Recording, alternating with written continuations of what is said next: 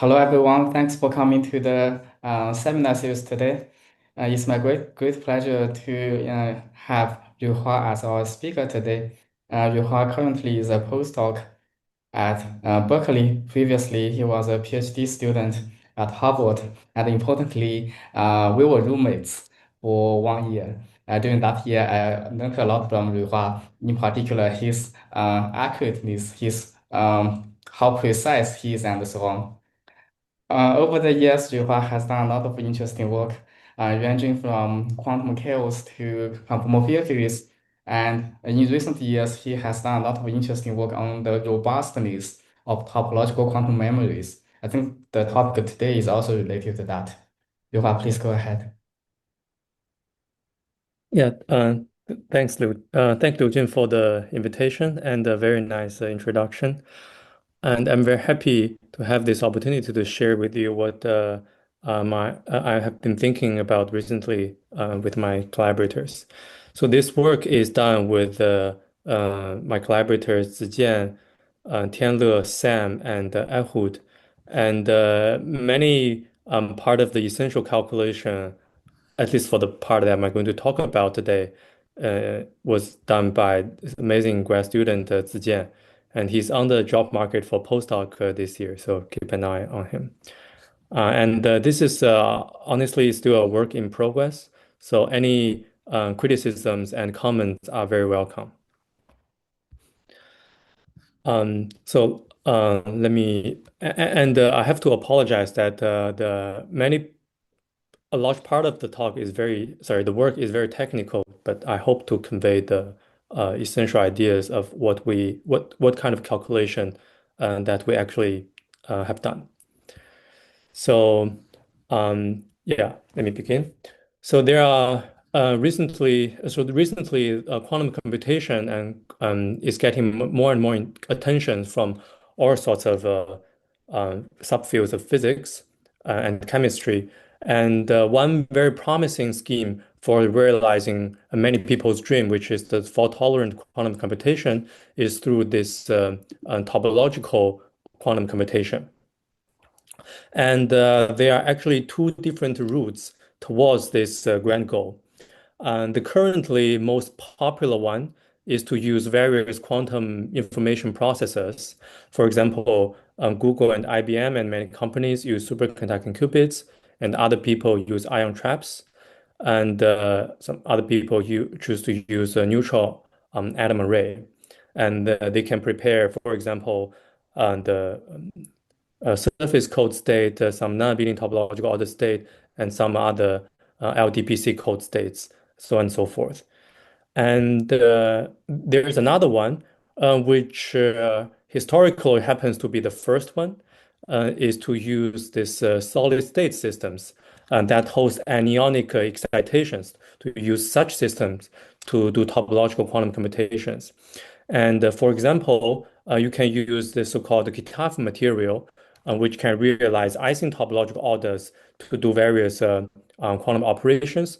And last year, there's a very nice systematic studies by Alexei and Kai and so on and collaborators to they cook up they basically find a sort of complete set of operations that you need to do quantum computations in such systems. And another platform is this fractional quantum Hall platforms that everyone learn and love since the sorry, not high school, but college. And there's a very famous a review article by Nayak and a bunch of people elaborating how they can be useful for quantum computation. And in such systems, what you do is you just prepare a two-dimensional electron system, two-dimensional electron systems, and turn on magnetic field. And when the number of electrons divided by the number of fluxes in the magnetic fluxes in the system is a rational number, the system are generally a gapped quantum system that hosts anionic excitations. And for certain special fillings, they host non-abelian anyons that can be used to do actual computations. So for experimentalists, what they need to do is just to prepare those quantum Hall systems and trap and manipulate anions. It sounds simple, but unfortunately, both are extremely hard in semiconductors. For example, if you want to trap an anion, many people thought that you can use impurities in the system. The impurities will get take they are charged, so they can trap charged anions. And in order to do braiding, you can use this interferometer technique to do braiding and so on. But they are actually extremely hard in practice. So it's getting less popular over the years. But the good news is that graphene quantum Hall platforms actually provides new opportunities along this direction. So um, recently, there are many experimental advances in heater structures, in particular graphene heater structures. They can, for example, one thing that they can do now is the so-called anodic oxidation lithography. So what they can do, what this realizes for you is that you can very cleanly pattern your graphite gate for your sample. So in this experiment, which is done in Andrea Young's group, is that they can so this middle layer is your sample. This layer is your back graphite gate, which is separated from the sample by some HBM, some insulating layer. And then on the top gate, there's a graphite gate um, that is cut using this technique in these shapes. So for theorists, I guess you can just think about this technique um, as as having a scissor that can cut this graphite gate that has an extremely a sharp edge, and you can cut whatever shapes that you want. It really functions like a scissor. So in this case, they choose this bow tie shape, and they studied and they after you cut this gate into pieces, you can tune their gate voltages individually. And by that, you can further tune the filling factors of each of the systems underneath. In this case, they prepare what by tuning the voltage on the west and east. You can prepare one third and filling one state and study their tunneling between them. And because the edges are extremely clean, they can observe the conductance that is perfectly agreed with the theory calculation. It's almost like a textbook experiment. And another advances is that they can prepare extremely clean substrate. So there are almost no disorders. So in those experiments, you normally put graphene on top of the HBM, and the graphene are usually extremely clean. What contains the disorders and impurities is the HBM. But recently, they are able to prepare a very clean HBM as a substrate.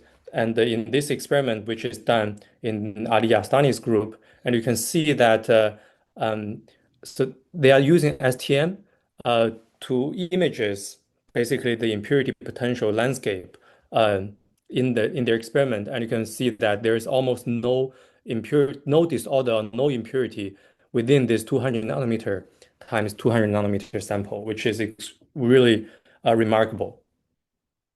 And what this allows you to do is to have a coherent control of anions. And so you can imagine the following experimental scheme being possible within the near future, which is that you have a sample sitting in the middle that is sandwiched by a patterned gate on top and beneath. And by patterned gate, I just mean you use this magic scissor to cut those gate into whatever shapes that you like. And you can tune the gate voltages of different pieces of this graphite gate individually to realize the desired gate like voltage potentials profile that you want for your sample layer. For example, we want to be able to trap anions, right? So what we can do is just to decode in the pattern gate, and we lower the potential in the in this host, and so that at the thermal equilibrium, it's more likely for them to trap some anions. And we can further do other operations and for if you want more numbers, each of these holes is roughly speaking like a 20 or 20 to 50 nanometers, which is at the same level, same scale of the magnetic lens. And you can do further operations to require that, for example, these two anions and these two anions are in some fusion channels. In this way, you can prepare a state that can be useful for later on computation. Excuse me, may I have a Yeah, question? yeah, Then yeah. how do you break the atoms? Sorry, how do I? How What? do you break these atoms? Yeah, that's a good question. Uh, it's out of the scope of this talk, but um, there are two schemes that you can imagine. One is um, it's more like you can imagine that you can if you can tune the gate voltage continuously so that you can drag the anions from one location to another. So that's one way to do the braiding. But that requires extremely complicated um, gate patterning, right? And another way to braid the anion is that in order to braid anion, you just need to solve the problem how to move anion from one location to another. And you can use Lorentz force to do that. For example, um, you can you can try to, for example, if you want to move anion along x direction, you can apply a electric field in y direction, and that will generate a drift velocity in the transverse direction, and you can use that to do braiding. I see. Thank you very much.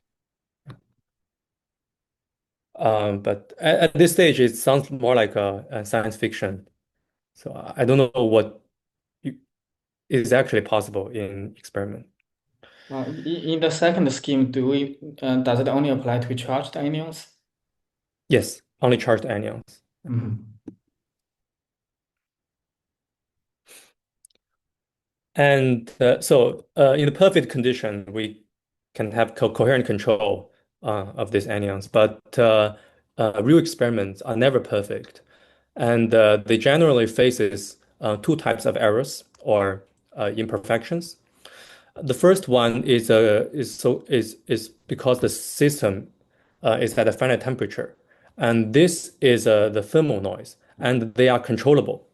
More specifically, if your system is at a finite temperature T, then the probability of exciting anions, thermally exciting these anions, will be proportional to e to the minus the energy gap of each individual anion divided by the temperature. Okay. And the reason it's controllable is that you just need to lower the temperature to some value that's small enough. For example, to realize the Maury state, people have already done very systematic analysis, both experimentally and theoretically, um, to estimate that, for example, the energy to create a fundamental quasi-hole in such system is about 2 Kelvin, and the experimentally accessible temperature would be 50 millikelvin. And if you do the calculation, just plug the number into Mathematica, it will tell you that this rho is very, very small. So it can be safely ignored. However, there's another type of error that's out of your control, and those errors are called the local decoherence, and they can arise from the local some noise in the device or some cosmic ray and many other things that you just have no idea of them. Okay, so the actual evolution of the system is not just described by the Hamiltonian, but is described by the coupling. You also have to include the coupling between your system and the environment, which to a good approximation can be represented by this Limbladian evolution. So where here this gamma so here this Li X is a local coupling between the system and the environment at position X. I is labeling the type of the coupling, and the strength of the decoherence is denoted by gamma. So this is the full evolution that you need to actually care about. And the question you want to ask is, suppose let's say we prepare some state in the experiment, we initialize some non-abelian anions in certain locations, and we store some information inside. And when the system is undergoing such kind of a Lindbladian evolution, whether the information is keep staying there or it will start to decrease at certain threshold time. If it is the second case, then it's actually a disaster for our condensed matter experiments because it's very hard to do active error correction in those experiments. But so this is a question that our theorist has to figure out before the experiment is realized or attempted. Question. In Yeah, this master equation, besides the Markovian approximation, did any other approximation go into it? it's Markovian. Yeah. Mhm. Okay. But I'm going to make more approximations right now. So in the experiment, so we see that what we want to study is the information encoded in the fusion space of these non-abelian anions, and those non-abelian anions are sitting deep inside the bulk of the sample. The sample is large, but they are not close to the edge of the sample. And so the local decoherence we are interested in will mainly happen inside the bulk. And for those decoherence, they should conserve the electron numbers because it's generally hard to move an electron. If you have a gapped system, it's very hard to move an electron directly remove an electron from the bulk of the sample. So that means these jump operators will be some linear superposition of either electron current or electron density. And those are the operators, simplest operators that you can write down that conserves the electron number. Okay. And there will be some decoherence that does not preserve the electron number, but those things will only happen near the contact of the sample. So we ignore those things. And for simplicity, we will consider a spatially uniform density decoherence, meaning that this gamma is a spatially uniform number, and this jump operator will be an electron density operator. We ignore the current operator. And roughly Sorry. speaking, So the current operator includes electron hopping. yeah, electron hopping. Uh, doesn't that sound pretty important? Uh, Why well, do you focus on the density rather it's a than? quantum Hall system, so the electron hopping is in some sense suppressed in such systems. Mhm. Because the band is very narrow? Yeah, oh, I'm considering genuine quantum Hall systems. Or in the nano level? Yeah, Mhm. yeah, and uh, and roughly speaking, the full dynamics can generate errors in two ways or two parts. And the first is that those jump operator will create some local excitations that can be pictured as a very small pairs of anions. And those anions could be in a coherent superposition, but they are local. And the second part is that once those anions are created, they can undergo actually diffusive dynamics or subdiffusive dynamics due to the Hamiltonian evolution. So if those anions are charged, they will subdiffuse because there's a dipole moment conservation in the Hamiltonian evolution. And if you don't carry charge, they still kind of go diffusive dynamics because energy is diffusive.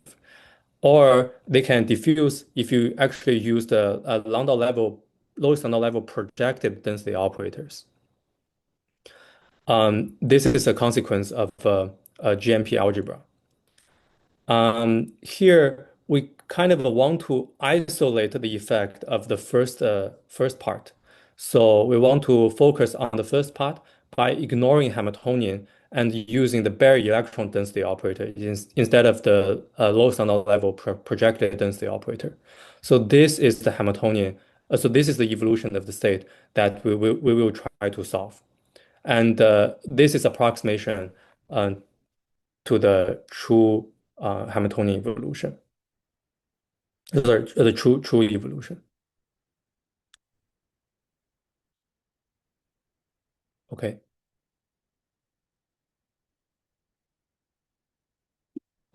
And we call such evolution is called the density phasing. And yeah, so these jump operators will be just bare electron density defined at each position on Z.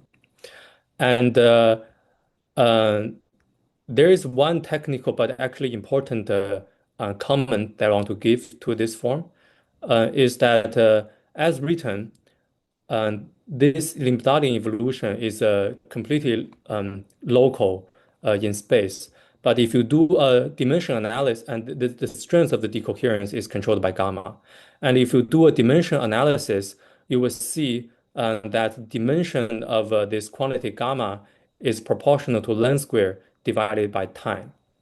And because we use the bare electron density instead of the lambda level projected density, that length scale cannot come from the magnetic lens, but has to come from the UV cutoff of the problem. And although we write a sharply defined electron density at each position, but you have to keep in mind that in this problem, there should be a UV cutoff implicitly defined. Otherwise, the effect of the decoherence is trivial. That's a technical but kind of important remark. And the effect of to understand the effect of this density phasing, let's just look at the evolution of the density matrix in the electron occupation basis. So presumably, we will start from some pure state, and the initial density matrix can be written as a cat psi and bra psi. And in the electron occupation basis, where we specify the electron of the cat state to be Z1 and in the bra state to be Z2, and this is the matrix element. Okay, and the Hi, effect, Ruihua. Sorry. yeah, Hi, Ruihua. Can I yeah, ask you hi, hi, a quick question yeah, sure, about the previous slide? It's just I yeah. think, very naive question. So I'm just curious whether Landau level mixing effect can be sort of treated. Those high Landau levels can be treated as bath and can be also treated using a Lindblad approach. Just a very general question since you talk about projection to lowest Landau level and issues like that. Yeah, good. Thanks for the question. So here, since we use the bare electron density, it will excite particles into the higher Landau level. Yes, yes, I understand your treatment here. I'm just what you're saying here just triggered me to think about if people want to take into account how to say mm, mm, mm, yeah, I think it's just a random general question about whether higher Landau level effects can be, or have you seen anyone treated them using a Lindblad approach? Are you saying that it's already considered here, or? It's well, it's included here, but it's not considered systematically. I think that's an interesting question on its own. And actually, even before that, um, honestly speaking, we don't know how to analytically solve the open system dynamics generated by just LL projected density phasing. Uh, that you will see at the end that um, making this approximation might be okay. But yeah, I think it's an interesting problem to solve this dynamics as well, and also the one you mentioned. Yeah. I see. Yeah. So I guess the vague question I have in mind is if I use not the bare end as you're doing here, but use the lowest Landau level projected density, then is it kind of like treating those higher Landau levels as a Markovian bath? Yeah, I guess that is the vague question I have in mind. Or if you use that, then you are actually ignoring all the effect from higher Landau levels. Uh, uh-huh. But with the gamma, with the dissipation uh in the Lindblad be somehow capturing some effects of higher Landau levels? Because you will not generate excitations in higher Landau levels, so uh, Hmm. they are not at least included explicitly. Maybe Hmm. they are there implicitly, but I don't know. Hmm. Yeah, that's a good question. I don't know. All right. Yeah, sorry for the interrupt. Yeah, please No, no, no. continue. Yeah, Thank you. yeah, Thank you. yeah. Thanks. Yeah, yeah. Please interrupt me anytime if you have I think questions. I have some comment on Pokemon's question. I think the question is whether we can treat high nano levels as a bath to the lowest nano level. That's the question, right? Yeah, yeah, yeah, yeah. But I can ask a similar question. Suppose I have a three-level atom. Can I treat, say, one of the three levels as a bath of the other two energy levels? This setup is different from having two atoms. We're treating one of the atoms as the bath of the other atom. I think they are a bit different. Mm, I guess you're telling me that that is because higher Landau levels, they have too much feature. So they are very much unlike a featureless Markovian bath. That's They not do have very really high what density of states, though. that's not really what I meant. I meant high nano levels, they are in the same system as my lowest nano level. But the bath, usually I think of it as from some other system. Yeah, I think in general the ancilla qubits needs to be quite independent from each other, and the higher lambda level is still a highly interacting. I mean, well, I don't know. Yeah, basically generally we assume the ancilla qubits have its no, I mean, basically has no Hamiltonian of their own, right? I see, I see, I see. Yeah. Thank Yeah, you. because you can see that suppose the ancilla qubit has their own Hamiltonian, then when you integrate out the ancilla qubit, there will be interaction between and at different space locations. Mm, mm. I see. I see. Right. Yeah. Thank you very much. Thank you. Maybe just to sharpen what I said previously. Suppose you want to. I was saying I think there's some difference between really having a bath and having high nano levels. Because suppose I really consider the systems with many nano levels and I try to focus on the lowest nano level. Now, when I try to incorporate the effects of high nano levels, then the density matrix of the lowest nano level is not necessarily trace preserving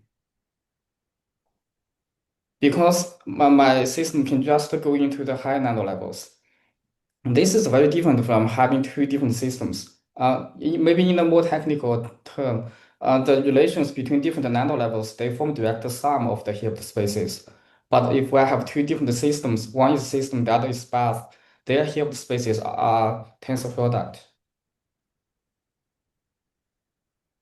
It's like if I consider a three-level system and I want to treat one of the energy levels as the bath, then the dynamics of the two other levels is not necessarily truth preserving.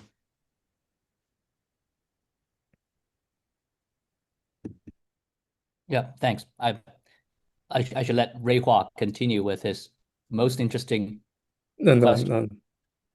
no. Uh, yeah, this approximation is really, yeah, anyway.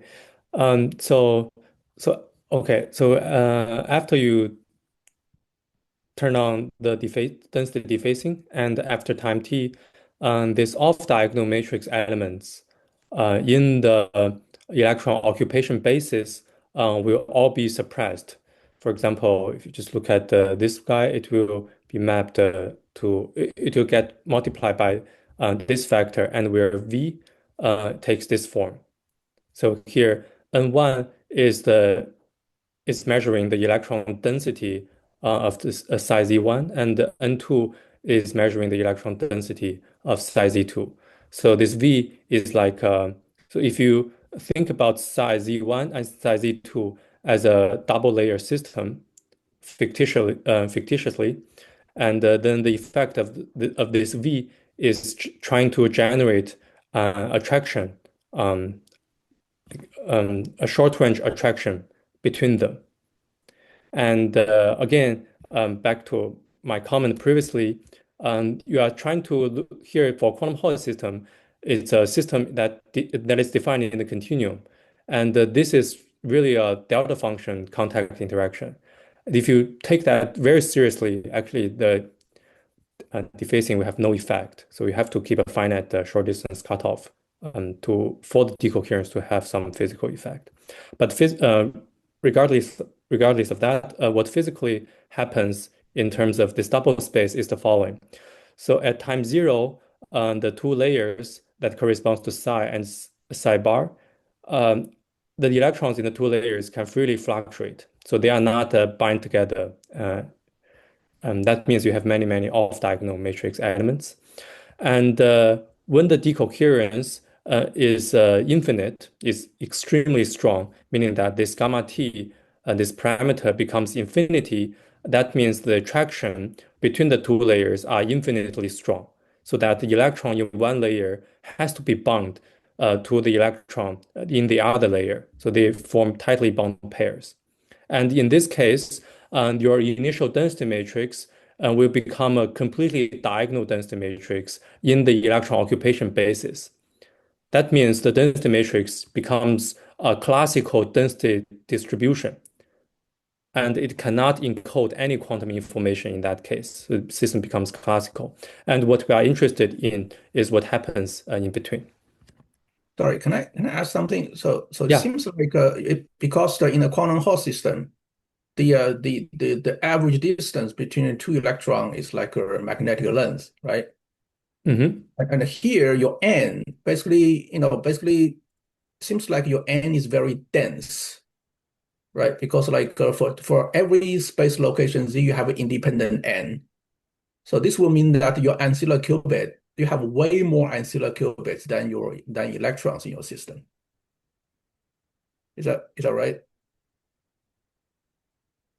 Oh, I see. Yeah, yeah, you can say Suppose I that. Yeah. imagine, right? So if I imagine that every magnetic length patch is one qubit, then one ancilla qubit, then the density will not be so dense, right? Mm, uh, yeah, yeah, yeah.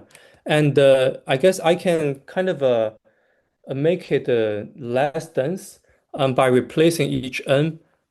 Here, n is sharply defined, but in the actual calculation, actually, you need to smear this n by some Gaussian profile or smear it out in some way. Maybe that makes it less dense, and that can Sure, be. sure. Yeah, but then you introduce another length scale, right? But so there's a competition between this length scale and the magnetic length eventually, Uh, probably. Yeah, yeah, that's the short distance cutoff, and we always assume that that cutoff scale is less than the magnetic length. Yeah, okay, okay, okay, Yeah, good. Thank you. yeah, yeah. Thanks for the question. And so, yeah, so what we want to ask what happens in between. So let me sharpen that question. So we want to understand whether the information in the fusion space of multiple anyons can survive under the decoherence. And we want to ask the question without specifying the decoding protocol, which can be an interesting problem on its own, but we don't try to probe that. So in order to directly probe the information, we need the following quantity, so-called the quantum coherent information. So what you do is try to think about the following thought experiment. So we have a system.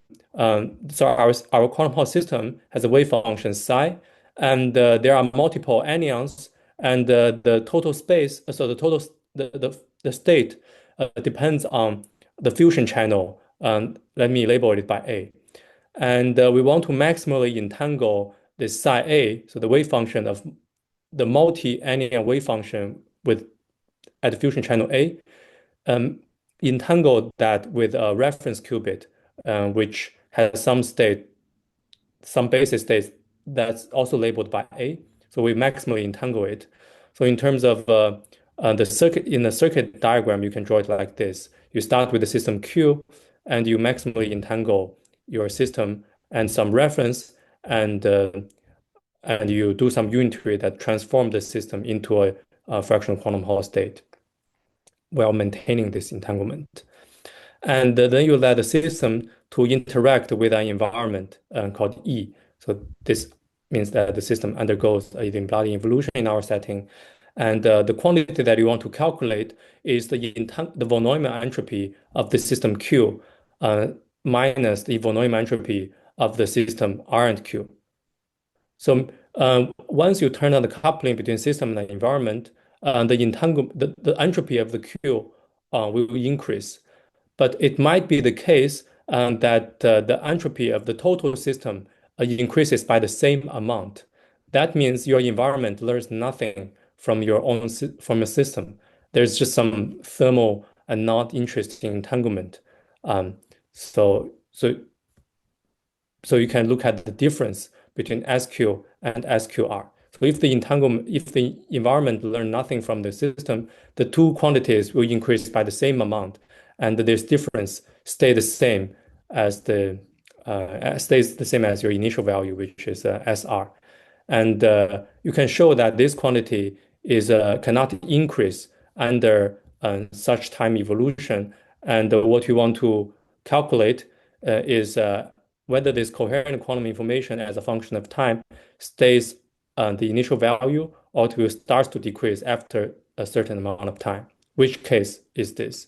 If it's the second case, then it means a big problem, a big issue to the condensed matter experiment. Okay, more specifically, we would just consider the simplest non-abelian quantum Hall state, which is the Maury state, which has an Ising topological order. So it has a fundamental quasi-host called sigma that can. So the simplest setting is to prepare four quasi-hosts, and then there will be a two-dimensional fusion space, and you can entangle that with the reference qubit and look at how the quantum coherent information decreases changes as a function of time. And what we want to show is that we compute the Renyi 2 quantum coherent information and show that it does not decay at all. So this is the main message that I want to show in the remaining part of the talk. Okay.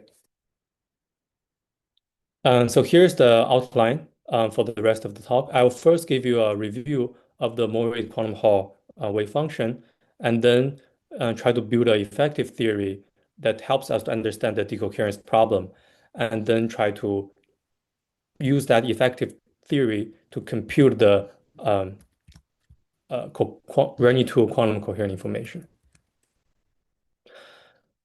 Yeah, so let me start with the review. So we can build a Maury state from the so-called bulk edge correspondence. Maybe one more remark is that for many theories, this sounds like a very specific problem, so it may not be so interesting. But I'll try to phrase it in a way that is generalizable.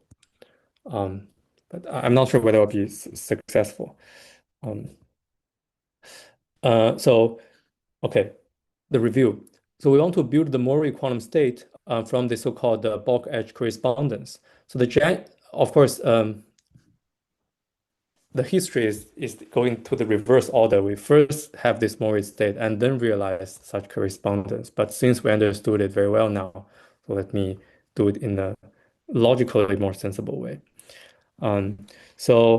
The correspondence is this. We want to postulate that given a d-dimensional gapped wave function, we can write it as the correlator in a d minus one dimensional. So d minus one is just a spatial dimension, local field theory, and this has been very nicely formulated in this paper by Shankar and Ashwin. and also it's called a strange correlator by Yizhuang and Chen Ke and the collaborators later on. And so the idea is that if suppose you have a gapped wave function psi, and suppose you look at the the component of this wave function in certain basis, some product state basis labeled by Z, and this wave function component, you just postulate that this is equal to a correlation function of some operators O1 and On at location Z1 dot dot dot to Zn, and you compute this correlator using some field theory in one lower dimension. And the intuition behind this expression can be understood through this path integral picture. So the way to prepare this gapped state is that you start from a generic state and you prepare the state through an imaginary time evolution to long enough time. And because the Hamiltonian, if the Hamiltonian corresponds to a completely trivial system, then the state you generate will be a non-interesting trivial product state. But suppose the Hamiltonian is still gapped but more interesting, then it means that there will be correlations between the quantum degrees of freedoms here and there. And due to the energy gap of the Hamiltonian, it's plausible that you can use, so their correlation can be described by a local quantum field theory. This is not generally plausible if the system is not gapped, but it's plausible when there's an energy gap. And then you can translate many properties of the wave function that you want to build into properties of the local theory that you need. And then the idea to get a Mori state is the following. So first we want wave system, a wave function that has charge conservation. So that means the underlying local theory, it would be not. We need the theory to also have a U1 symmetry as well. So in this case, we just use the U1 CFT, compact boson CFT. And second, we want the wave function to have some non-abelian fusion rules, and then the theory, the underlying local theory in one lower dimension should also has some structures that corresponds to those fusion rules. And in this case, we want the Ising topological order. Then we just use the Ising CFT as our local theory, in where there are three primaries: identity sign sigma, and this sigma operator has a non-abelian fusion rules that will hopefully become non-abelian fusion rules for the anion in the wave function. And then the dictionary for writing down the Mori state at filling 1/m is the following. So on one side, we have the quantum particles, electrons and anion. And on the other side, we have a classical fields in this U1 tensor Ising CFT. And this electron is postulated to correspond to the psi times e to the im phi on this side. And the anions then corresponds to these other fields. And one can check they are mutually local. Either exchange or braiding, they are local, mutually local. And what is most interesting is this object, this quantity sigma times e to the I phi over 2. And this is the non-abelian anions in the system, which is called the fundamental quasi-hole. And it has this non-abelian fusion rules. And based on this general scheme, you can write down the wave function for n electrons, the unnormalized Mori wave function for n electrons as follows. So we said that the component of the wave function just become correlation functions with operator insertions. And here we want the wave function for electron, and we postulate that the electron corresponds to this guy. So we just have to insert this correlation functions. Consider their correlators. And this part is a background charge that tries to enforce or guarantee the total number of electron is equal to n. So remember that the U1 CFT has a shift symmetry in the phi field. So if you only have e to the im phi, then the correlation function will trivially vanish. And then you can add this part that compensate the phase generated by shifting this e to the im phi. And you can choose the area of the system so that area equals to 2 pi mn so that there are n electrons in the systems. So this is the Morley wave function. And similarly, you can try to write down the wave function with the fundamental quasi-holes or anyons. What we need is just a wave function for four fundamental quasi-holes. Again, by the dictionary, if you want to create a wave function for anyons, you just need to insert this operator's classical field into on the other side. So in this case, you just insert sigma times e to the I phi over 2 into this correlator, and you can get wave functions for quasi-holes. And in this case, you have to specify, if you're familiar with CFT, this will boil down to calculating the conformal block or correlation function of this for sigma and psi field. And you need to specify the fusion channel of, for example, this two sigma and this two sigma in order to define this quantity. Okay, and but I just tell you this dictionary. You don't have to believe me. So there are some things that you have to check in order for this to be a good description. And it's lessons that we learn from Laughlin that the quantity we need to look at is the norm square of the Morley wave function. And in this case, you can write it in this way. So recall that the Morley wave function is psi times this chiral field times this. And when you look at the norm square, the psi will become, what you get gets psi bar, which I denoted by epsilon. This is the epsilon operator in the non-chiral Ising CFT, and this phi is var phi plus var phi bar. So this is the non-chiral compact boson, and so this is the expression that we'll get. So you can see that in some sense, you can treat this expression as starting from the Ising and the U1 level M, the U1 CFT, and turn on this very special perturbations, and the IR theory that will governs properties of the Morley wave function itself. And this expression itself is actually quite informative for you to infer various symmetries of the systems. For example, you have e to the im phi, right? So you can see that if you shift phi by 2 pi over m, the system is almost invariant. Of course, there's this part that will give you a phase vector, but that can be easily compensated. And also you have an Ising CFT that has Z2 symmetry, and that Z2 symmetry is also preserved by this perturbation, right? And you might be worried that the Ising CFT has a Kramers-Wanier symmetry that seems to be broken because epsilon gets minus sign and the Kramers-Wanier, but actually you can change the sign of phi. You can shift the phi simultaneously, and so this also preserves the Kramers-Wanier symmetry.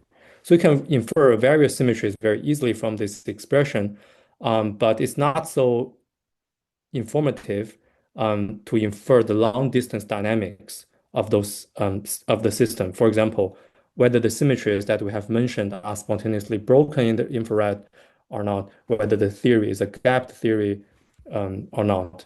Those things are not easily you cannot easily infer just by staring at the expression. And this part requires some hardcore calculation. And luckily, the Morley wave function also has a plasma analogy that allows us to verify various properties explicitly. And this is a work done by Parsa and his collaborators. I guess one important thing is that you can use this plasma analogy to make sure that this is indeed a gapped theory. That means that the wave function you write down is probably a gapped wave function. Okay. Sorry, Ruihua. Yeah. You might need to speed up. Oh, okay.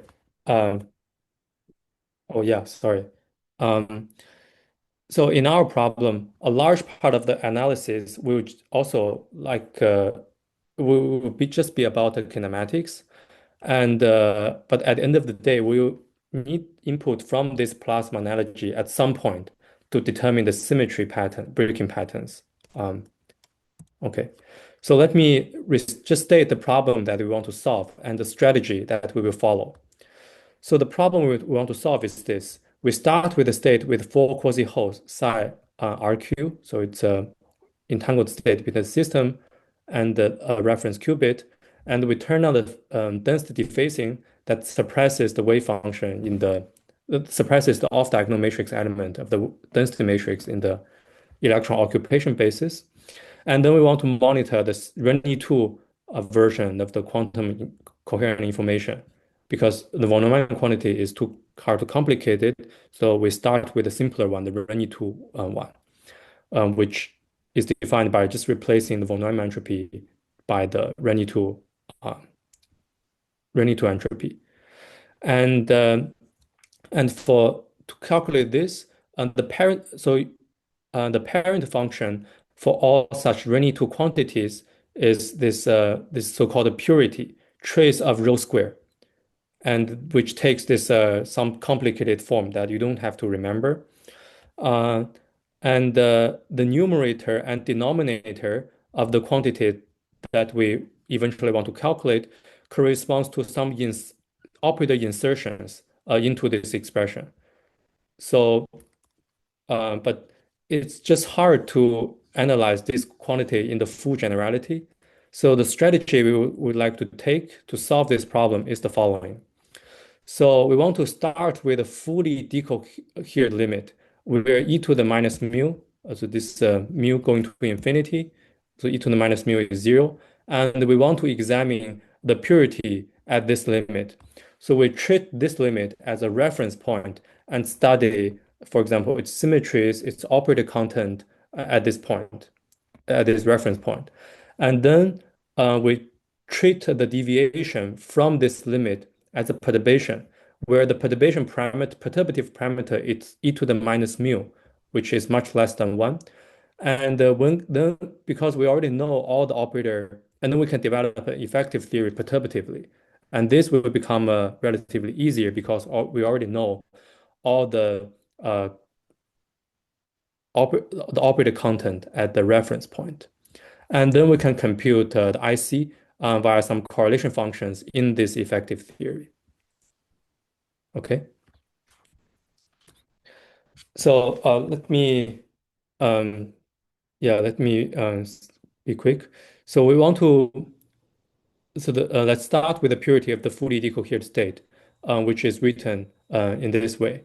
So what this form, what this expression is just that you take epsilon 1 and epsilon 2. Remember this picture, right? You have a epsilon 1 that comes from one copy, epsilon 2 comes from the other copy of the row.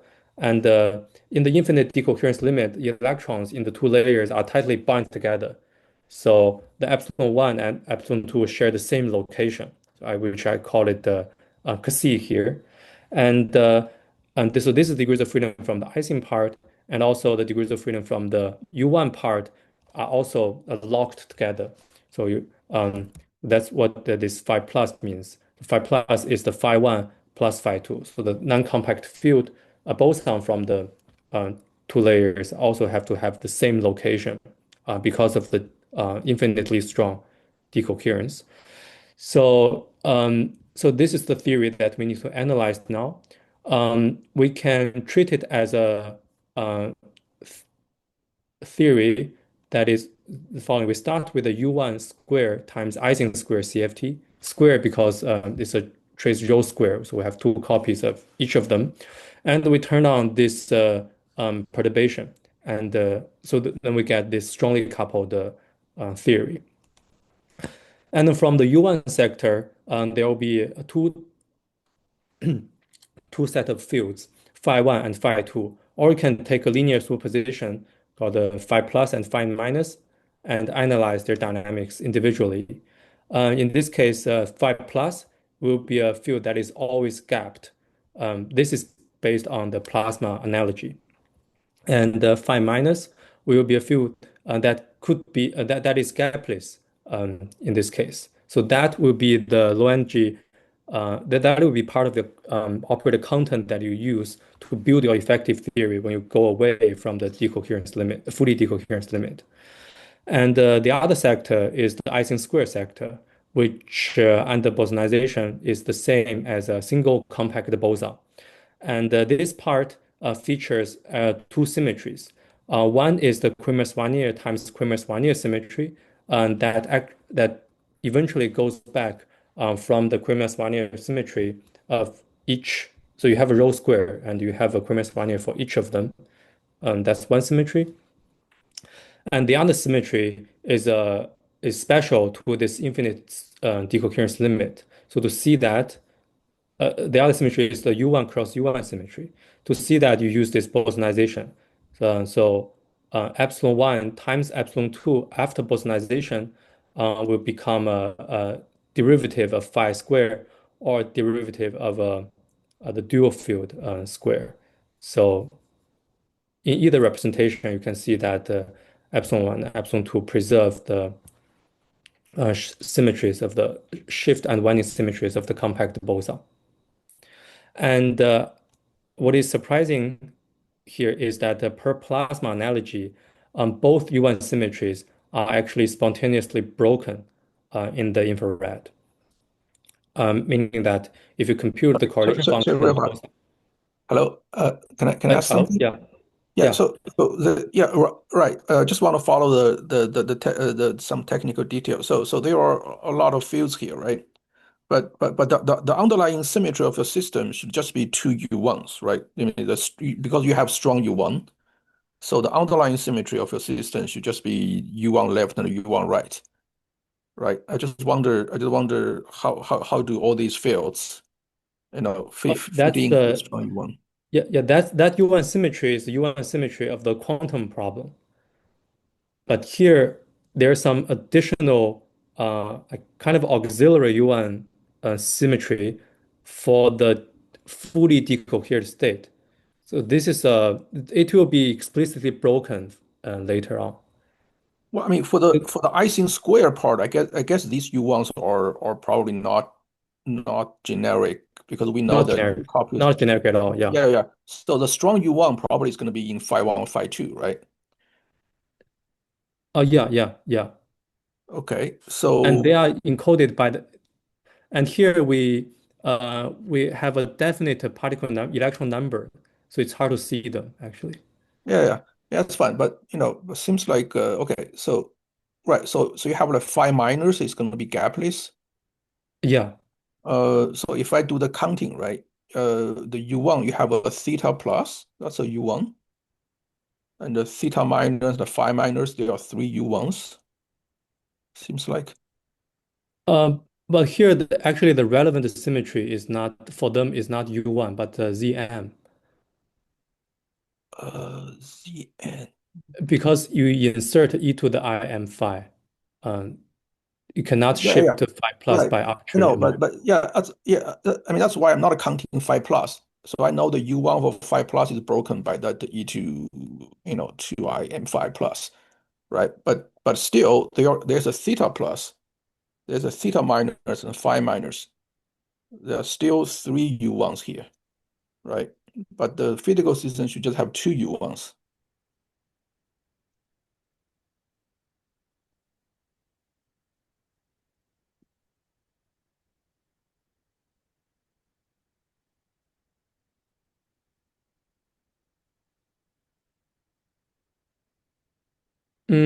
Yeah, okay. At least one U1 that corresponds to shifting phi minus is also non-generic. Is that It right? will be Okay. explicitly broken immediately if you Uh-huh. go away from the decoherence limit. You will see later. Okay. This is if you go away from the Okay. decoherence limit, you have a cosine phi minus. Hmm. Okay. Yeah, so then at least I need to understand your question better, but at least now the counting is correct. Okay. Yeah. Mhm. Um, yeah, so you can see that both UN symmetries are spontaneously broken, meaning that cosine phi, cosine theta correlation functions has this long range order, which is pretty rare if you have a Lagrangian description, a simple Lagrangian description for your field theory. But in this case, it's just some strongly coupled theory. So it doesn't seem to be it's not immediately obvious to us that this violates the Mermin-Wagner theorem. Um, and okay, and so to build the effective theory, the field that you need will be the phi minus, because it's gapless at this fully decoherence limit, and the spatially uniform phi and theta, this capital phi and capital theta, because you have a long range order in phi and theta, so you can treat them as a spatially uniform field to the leading order. And this will be the effective theory that you can write down if you do a small e to the minus mu, um, e to the minus mu perturbation. So this part requires some calculation, but you can see that, for example, uh, as Tengke has just asked, you have many UN symmetries, but many of them are just special features about this fully decohered limit. So away from that limit, you immediately get cosine 2 phi, cosine phi minus that breaks those symmetries. So these are there, and they are the low energy field that you kind of identified at the limit. And with this description, you can simplify the expressions of the quantity that you need to calculate. For example, this trace of RQ square. Um, that will correspond to inserting sigma and phi plus into this expression, into your effective theory.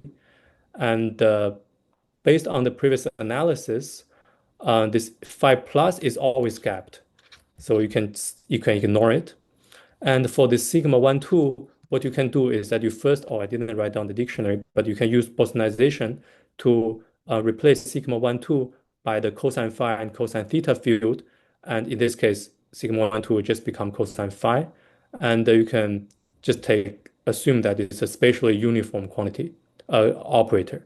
And so this guy will become a cosine insertion of cosine phi to the fourth, to the effective theory.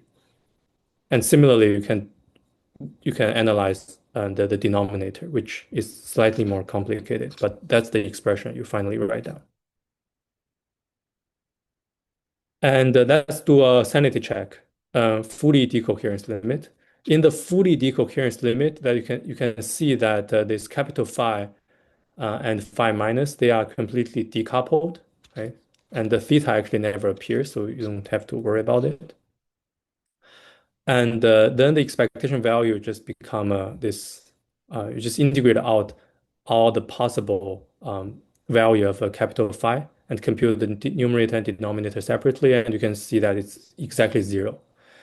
And that is consistent with our intuition that in this limit, the state you get is just a classical density distribution. It cannot encode the quantum information, so IC has to be 0.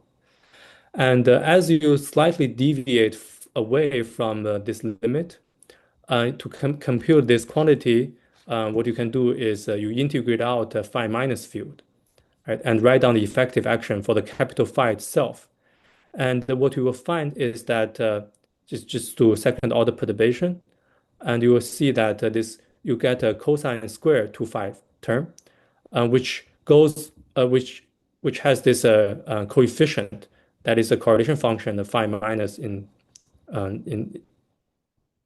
2-point correlation function of phi minus, and you can show that this term is always increases with L. So in the thermodynamic limit, the coefficient actually diverges, which implies that as long as e to the minus 2 mu is not 0, this 5 will be pinned to these discrete values. And then you just need to do a discrete sum in the denominator and the numerator and show that IC is log 2. So that's the kind of logic of the calculation. And then you will see, then you can see that as long as for a really finite system, when mu is logarithmically large in the system size, this approximation breaks down. So, sorry, is true. And so that means, sorry, breaks down. That means the lifetime for finite size system, the lifetime of the inform of the information protected by the fusion channel is logarithmically large in the system size. Okay. And so you can see that this, as long as the decoherence is not infinitely strong, the information is always there, at least measured by this. And so why are non-abelian anyons so robust? Should you be surprised or should you even believe it? So there is a argument that goes like this. So to understand the local decoherence, it's equivalent to view the problem by purifying the local decoherence. In this, after you just introduce some ancilla that is prepared into this trivial product state, and you apply some unitary that couples the system and your ancilla. And in particular, because you only consider local decoherence, and this is just a constant depth unitary on the system and the environment. And this combined system, it's still a topological ordered state. And in our case, if we want to manipulate non-abelian anyons, right? We have some, or if the system, the environment wants to manipulate non-abelian anyons to change the information that is encoded in the fusion space, then actually the necessary circuit depths will be extensive if you want to use a unitary circuit. And because here it's just a constant depth circuit, so it might be the case that the environment can never manipulate the anion, and the information will always be there. But this is just a one argument to understand the result. Okay, I guess I really need to wrap up. So outlook, it will be interesting. So here we only analyze the second Renyi quantities. So it will be interesting to derive the replica limit for this specific decoherence problem or decoherent fractional quantum states in general. And for the experiments, it's actually interesting to engineer the gadgets necessary for moving and fusing uncharged anions. I remember at the beginning of this talk, one of the audience asked, "How do you fuse braid anions?" Figuring that out is actually quite non-trivial, and I don't have a full answer to that. And even if you think about how to make sure that I draw these diagrams at the beginning, the patent gate, saying that you can trap anions. But actually, it's a non-trivial question how to make sure that the anion is trapped, not something else. It's non-trivial. And for the pure theory, it will be interesting to study the decoherence induced transition in other topologically ordered state. For example, Pablo, Ruben, and Jason, they did some very, very nice work in this within these two papers. And the rough picture will be the aerofield double formalism proposed in this work. However, we probably need a new language to make a concrete statement, especially about the transition. So that requires probably new thought. Yeah, thank you for your attention. And I'm happy to take more questions. Can I ask one question? Yeah, sure. Yeah. Yeah. Thank you, Ruihua, for the nice talk. I'm Jie. First question is that why you don't start from the abelian anions? Is that trivial? No, it's also a very interesting question on its own. And but yeah, this work actually has two parts. the first part is to analyze the Laughlin state and the density phasing. But in this talk, I just want to focus on Morid state. Yeah. I see. So is there any in your conclusion any difference between non-abelian and abelian? First, first of all, here we want to address the question of how the fusion information in the fusion space. Sorry, can you still see my screen? Actually, Yes. Yeah. okay, good. Um, whether the information in the fusion space is destroyed, that question can only be asked for non-abelian anyons. And for abelian anyons, you can ask, for example, you prepare the state on the torus and ask whether the information, and you use that torus degeneracy to encode information, and you can ask whether that information can be destroyed under density phasing. Yeah. Okay, I get it. So second question is that the plasma analogy and the conformal field theory toolbox, as far as I know, they're only useful. The link to the wave function is exact only for the model state, which means that they are the ground state for the model pseudo-potential Hamiltonians. But I think since your point is to couple the system to environment, so my question is that once you couple system to environment, it's out of the conformal Hilbert space. Can you still use this plasma analogy or the CFD toolbox? I just use the CFT toolbox to describe the wave function, and that Yeah, but provides this is only for the model state, right? yeah, for model wave functions. Yeah, that's why I emphasize here. I only consider Morris quantum wave functions. It's an interesting question to study the actual state and the density phasing, but that's analytically hard.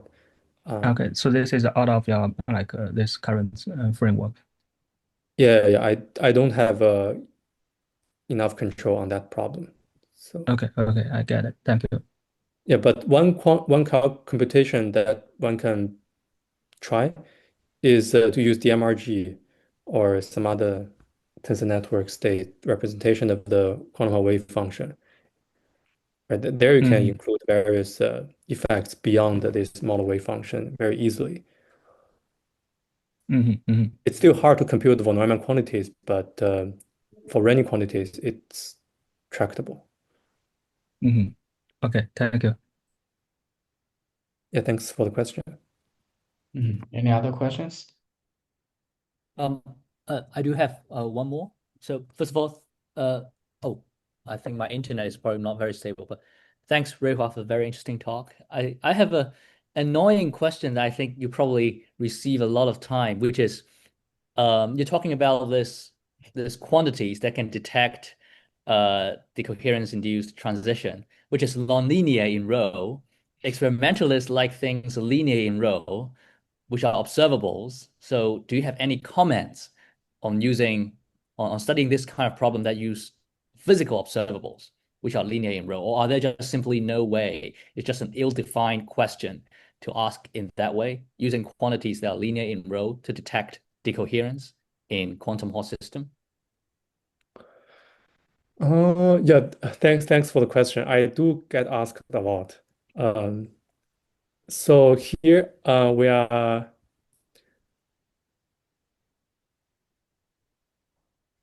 So first, here because we want to ask whether the information is robust or not, and to answer that question, we are allowed to use information quantities. Yeah, that's fair. That's very fair. Yeah. And we see that it's infinitely robust. But then the next question is, does it mean anything in practice? So in practice, I cannot give you a very concrete answer. But suppose you are able to do decoding, then it's a positive sign to do decoding. Like, Mm. because in condensed matter systems, operations are super slow. If the lifetime you get is finite, then you Mm. probably don't have enough time to do decoding. Mm. But here the lifetime is very long, so you can still do, you can possibly do decoding, although I don't know how to do it. Mm. Then back to your question, is there a physical, does this transition mean anything to physical quantities like transport, things like that? I don't know. Mm. I see. Yeah, that's a very good question. I don't know. Mhm. And I think you would say that as long as this say the Rainy 2 quantum coherent information is non-zero, for me at a very shallow level of understanding, does that basically mean that so with this cartoon picture you drew with 4 sigma Ising anyons, the fusion outcome is basically more or less unchanged from a practical perspective. If I Yeah, yeah. okay, okay. That is the intuitive hand wavy understanding of this IC2 being non-zero or close to log 2. Yeah. But you have to be very careful, um, or we have to be very careful in saying Mm-hmm. that because we made many assumptions. Mm-hmm. Mm-hmm. Uh-huh. Uh-huh. Uh-huh. And Maybe I can say one more words right. in that. For example, we ignore this part, like Hamiltonian evolution and using LL, lowest level projected density operator, and they will have some, they will cause diffusion to the created anion.